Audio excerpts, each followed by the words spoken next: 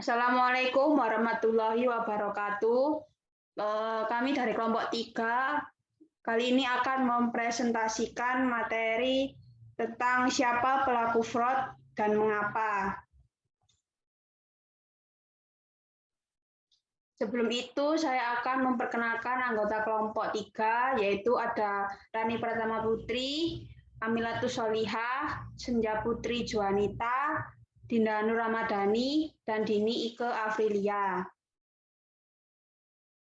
Untuk materi kali ini kita akan belajar tentang pengertian dan jenis fraud, faktor pemicu dan klasifikasi fraud, unsur-unsur dan gejala fraud, sumber dan langkah-langkah fraud, fraud yang paling sering terjadi dan merugikan, pelaku fraud dan kerugian fraud.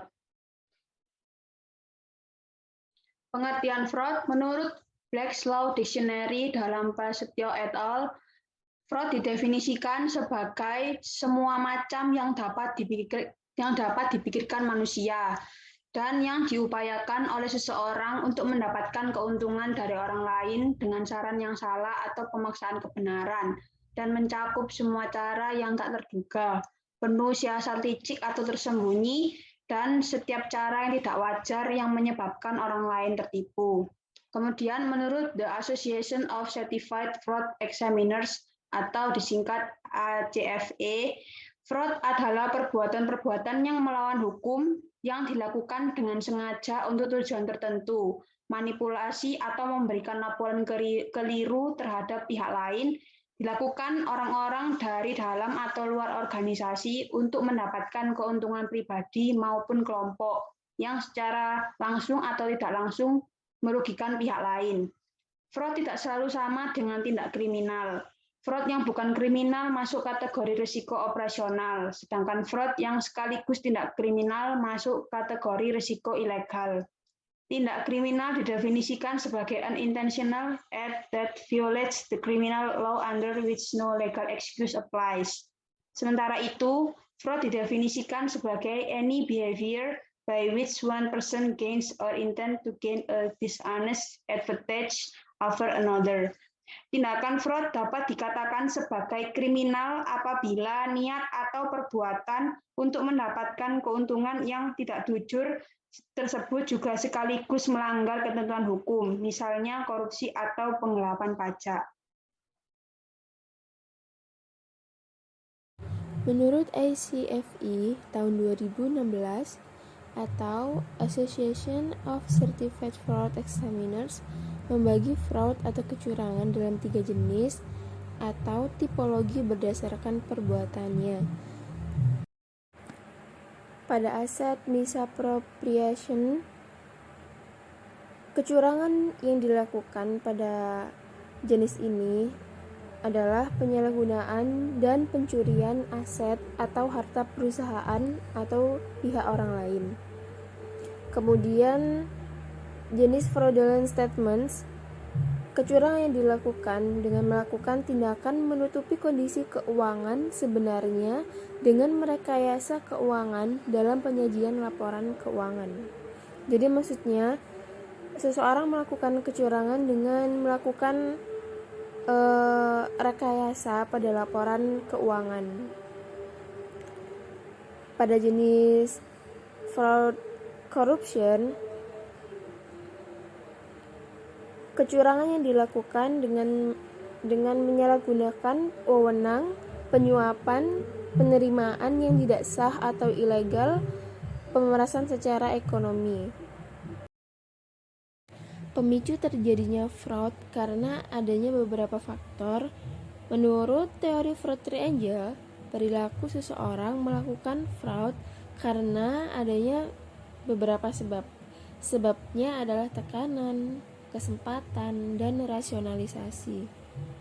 Kemudian menurut Amin Nujaja Tunggal pada tahun 2001 nomor 3, tekanan keuangan dapat terjadi karena beberapa sifat negatif pada diri seseorang.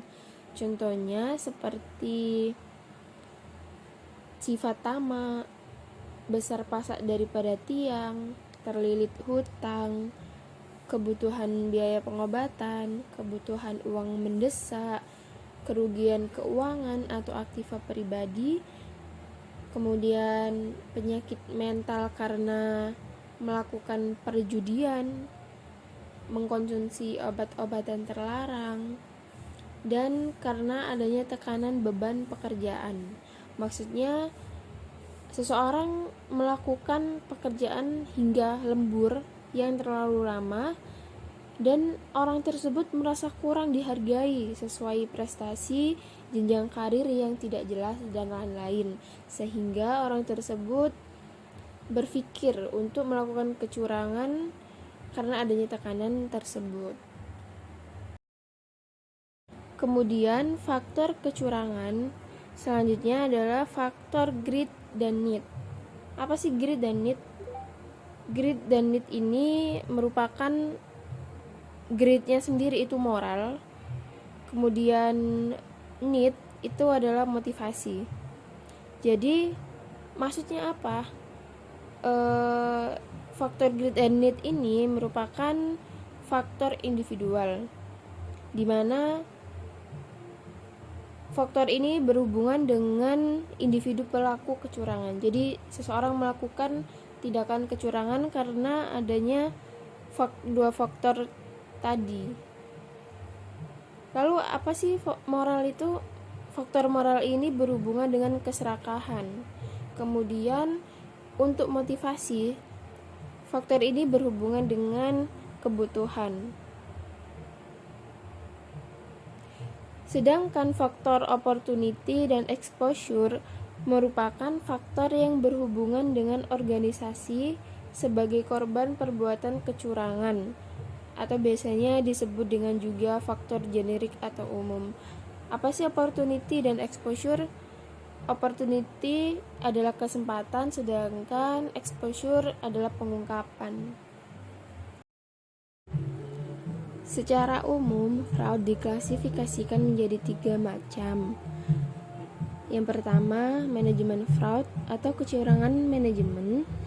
Yang kedua, employee fraud atau kecurangan karyawan. Dan yang ketiga, computer fraud atau kecurangan komputer. Nah, lalu apa sih bentuk kecurangan yang dilakukan dari setiap klasifikasi tersebut? Bentuk kecurangan pada manajemen fraud atau kecurangan manajemen dengan dilakukan kecurangan oleh orang yang terhormat atau status ekonomi tinggi. Contohnya kecurangan jabatan, kecurangan korporasi, atau manipulasi pajak. Pada employee fraud atau kecurangan karyawan, bentuk kecurangan yang dilakukan oleh karyawan biasanya melibatkan karyawan bawahan. Contoh kecurangan yang dilakukan adalah pencurian atau manipulasi.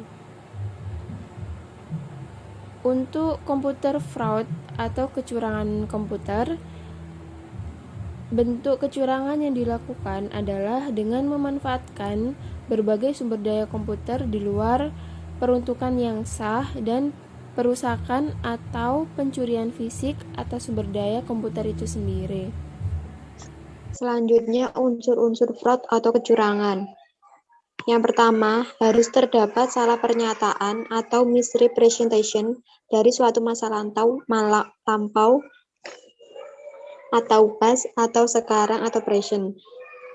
Yang kedua, fakta bersifat material dilakukan secara sengaja atau tanpa perhitungan untuk tujuan tertentu, misalnya menipu.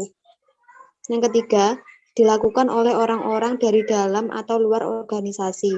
Yang keempat, kecurangan di sini juga termasuk manipulasi, penyalahgunaan jabatan, penggelapan pajak, pencurian aktiva, dan tindakan buruk lainnya yang dilakukan oleh seseorang yang dapat mengakibatkan kerugian bagi organisasi atau perusahaan. Yang kelima, adanya perbuatan-perbuatan yang melawan hukum, bertujuan untuk mendapatkan keuntungan pribadi atau kelompok.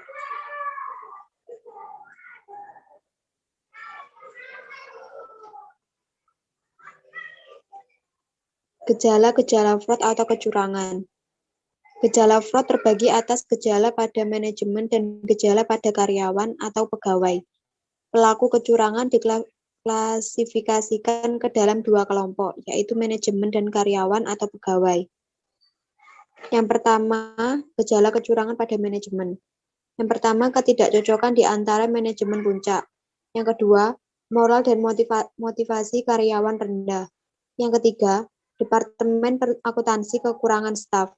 Yang keempat, tingkat komplain yang tinggi terhadap organisasi atau perusahaan dari pihak konsumen, pemasok, atau badan otoritas. Yang kelima, kekurangan kas secara tidak teratur dan tidak terantisipasi.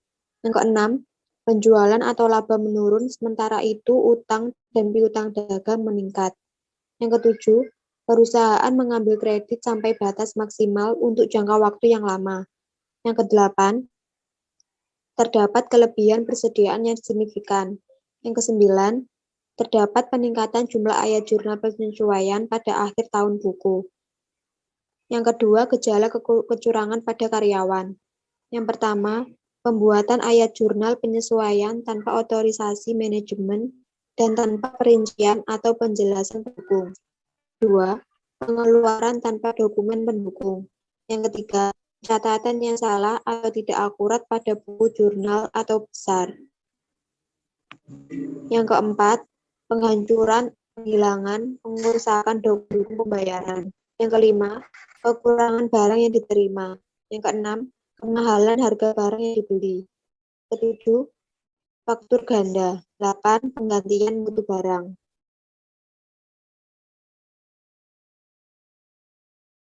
Sumber fraud atau kecurangan terbagi menjadi dua, yaitu yang pertama kecurangan internal, adalah tindakan tidak legal dari karyawan, manajer, dan eksekutif terhadap perusahaan.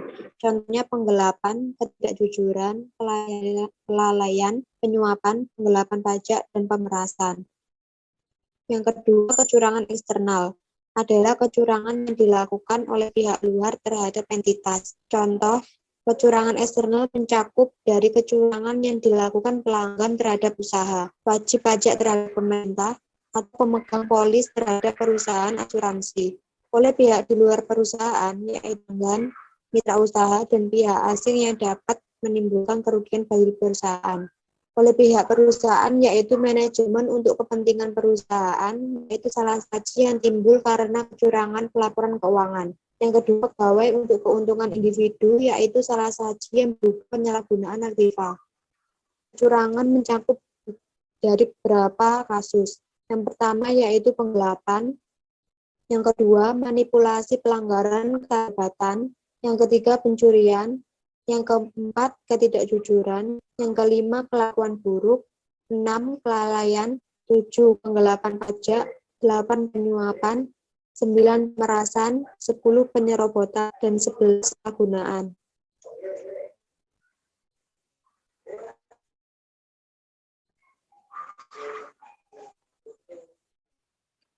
Langkah fraud.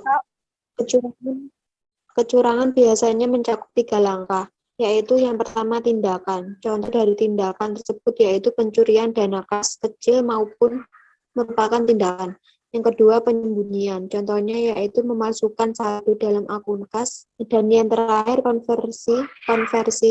Contohnya yaitu terjadi apabila pelaku mendepositokan dana tersebut ke rekeningnya atau melakukan pembelian uang kejahatannya.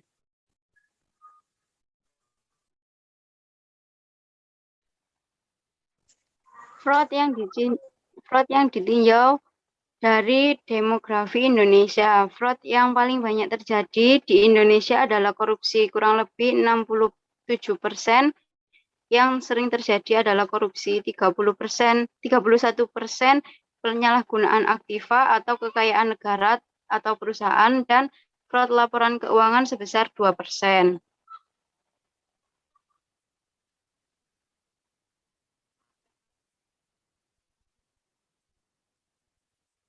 Fraud yang paling merugikan di Indonesia. Berdasarkan data menyatakan bahwa kerugian yang terbesar adalah berasal dari tindakan korupsi. Fraud dalam bentuk korupsi memiliki modus kerugian sebesar 100 sampai 500 juta. Meskipun memiliki presentasi terkecil yaitu 4%, namun kerugian yang diakibatkan oleh fraud laporan keuangan cukup besar. Hal ini dibuktikan dari survei. 40% responden mengatakan kerugian akibat fraud laporan keuangan adalah di atas 10 miliar rupiah. Pelaku fraud berdasarkan jenis kelamin, dari diagram di bawah yang paling merugikan adalah laki-laki, maka kerugian akibat fraud pada tingkat berapapun sebagian besar adalah dilakukan oleh laki-laki.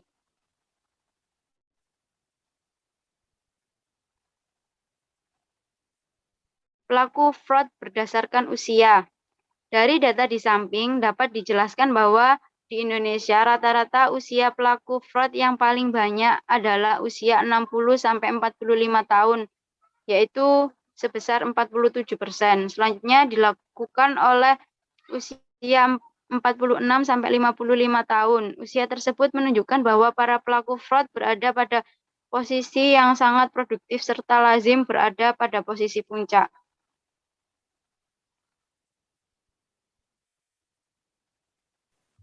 Pelaku fraud berdasarkan pendidikan.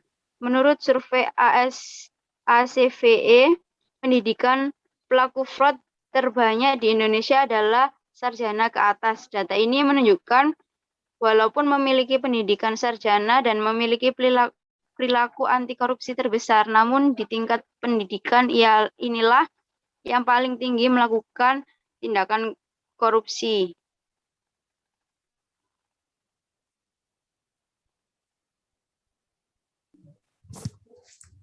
Kerugian fraud berdasarkan jenis kelamin.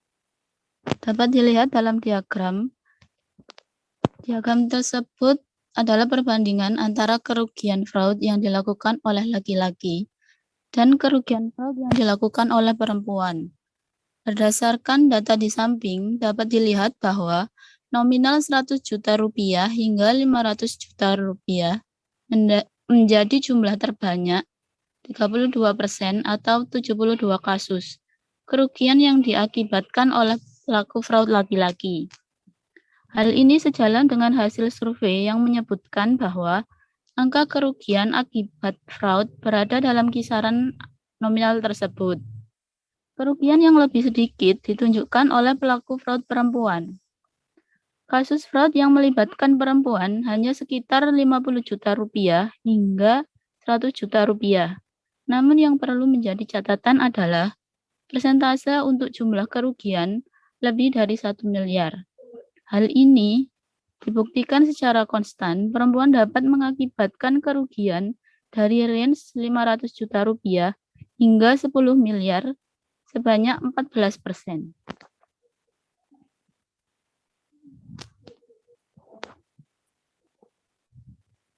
Kerugian fraud berdasarkan usia. Di dalam diagram, survei ini membagi kelompok usia menjadi 4 kelompok. Kelompok pertama adalah usia 24 hingga 35 tahun. Kelompok kedua 36 hingga 45 tahun. Kelompok ketiga 46 hingga 55 tahun. Dan yang terakhir usia 56 hingga 65 tahun. Hasil survei ACVE pada tahun 2016 menunjukkan 3 hal pada kerugian fraud berdasarkan usia pelaku, yaitu 1. Kerugian paling banyak yang diakibatkan oleh fraud berada dalam rentang 100 juta rupiah hingga 500 juta rupiah. Hal ini terlihat dari 30 kasus dilakukan oleh pelaku yang berusia 36 hingga 45 tahun. Sementara terdapat 32 kasus yang dilakukan oleh pelaku berusia 46 hingga 55 tahun. 2. Dalam usia produktif, yaitu usia 36 hingga 45 tahun, yang diasumsikan menduduki puncak karir, lebih banyak melakukan kasus fraud. 3. Pada usia 46 hingga 55 tahun, yang mencapai kematangan, pelaku lebih cenderung berkurang. Namun kejahatan pada level kerugian lebih dari 10 miliar rupiah meningkat. Baik, sekian presentasi dari kelompok kami. Apabila terdapat kekurangan dan kesalahan, kami mohon maaf yang sebesar-besarnya. Dan atas perhatiannya, kami ucapkan terima kasih. Kami akhiri. Wassalamualaikum warahmatullahi wabarakatuh.